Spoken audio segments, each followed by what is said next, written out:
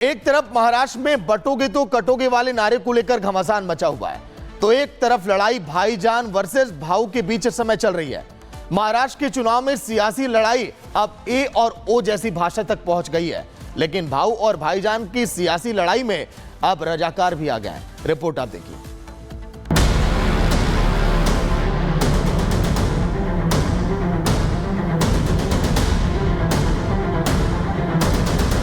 सुनो देवेंद्र फडणवीस, ओवैसी सुन ले।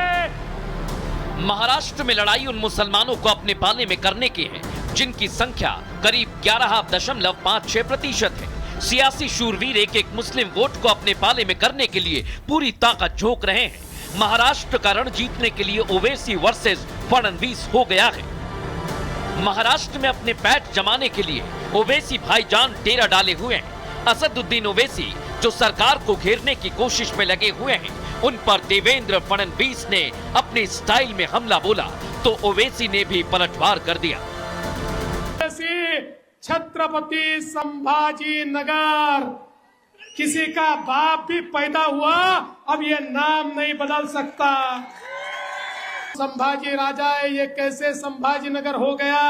अरे त्यांना माहिती नाही, देश धर्म पर मिटने वाला शेर शिवा का छावा था, महापराक्रमी परम प्रतापी एक ही शंभू राजा था। देवेंद्र फडणवीस बोले, सुनो ओवैसी, ए देवेंद्र फडणवीस,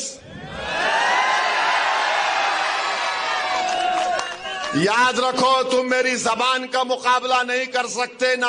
अगर तुम मोदी अमित शाह भी बैठ गए तो मेरी जबान का मुकाबला नहीं कर सकते। सियासी डायलॉग के बीच कब भाषा ए और ओ पर पहुंच गई पता ही नहीं चला, लेकिन ये शुरुआत महाराष्ट्र में देवेंद्र फडणवीस के वोट जिहाद वाले बयान से शुरू हुई थी।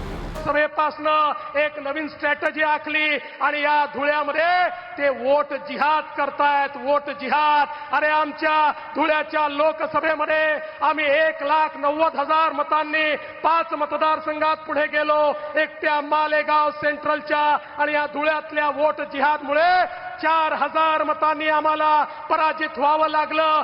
आता मी तुम्हाला विनंती करण्याकरता आलोय, आता जागे झालो नाही तर नेहमी करता झोपावं लागेल। ही निवडणूक जागा होण्याची निवडणूक आहे, ही निवडणूक वोट जिहादचं उत्तर एकत्रितपणे मतदान करण्याची निवडणूक आहे आणि म्हणून या निवडणुकीमध्ये आपले 5ही उमेदवार या ठिकाणी निवडून आणा।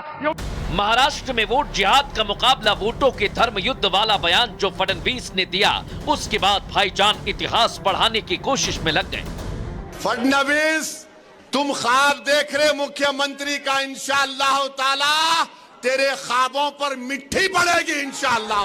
चुनावी मंच से शुरू हुई सियासी लड़ाई में एक दूसरे पर निशाना साधा जा रहा है।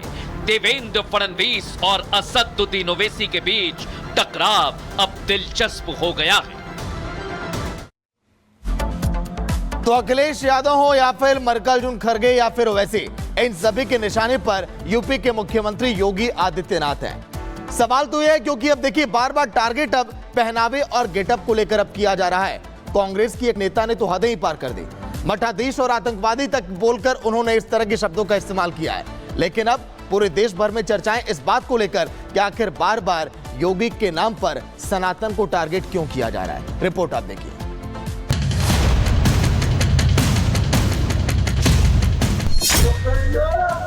तो कटेंगे, ये सबों का काम है। अरे ये काम कोई टेररिस्ट हो सकता है। योगी आदित्यनाथ के नारों और योगी की भाषा से बेशुमार नफरत करने वालों को योगी के भगवा कपड़ों के बाद उनके सिर से भी दिक्कत है। कौन एक साधु के बेस में रहते हैं, लेकिन अच्छे पॉलिटिशियंस बन गए हैं, चीफ मिनिस्टर भी बने हैं और उनका गेरुआ कपड़े पहनते हैं और सर पे बाल भी नहीं रखते।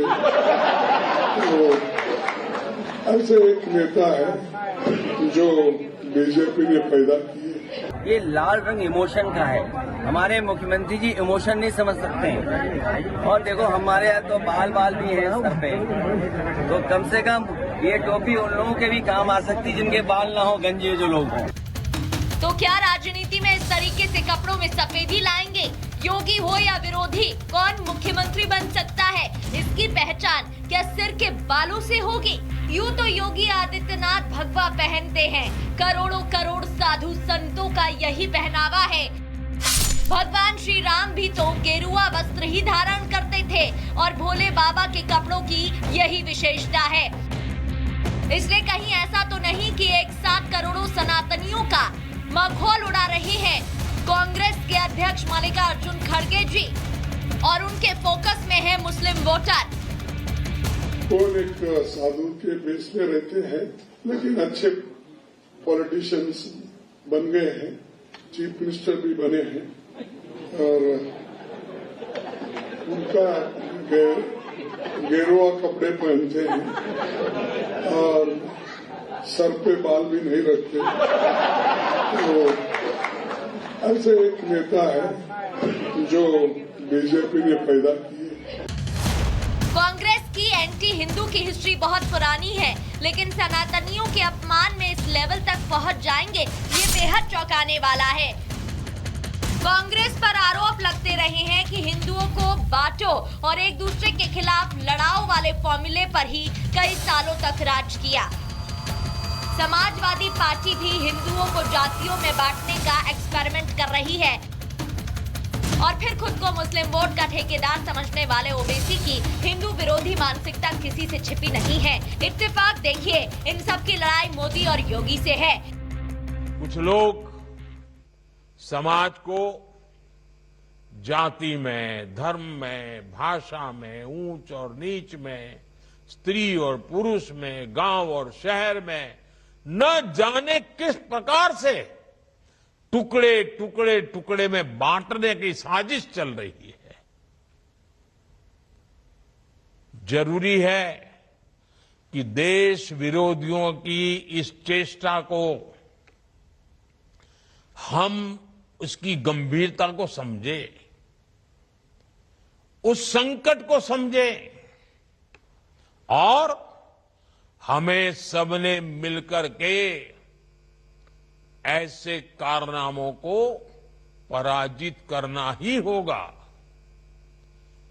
हमें मिलकर के नाकाम करना होगा।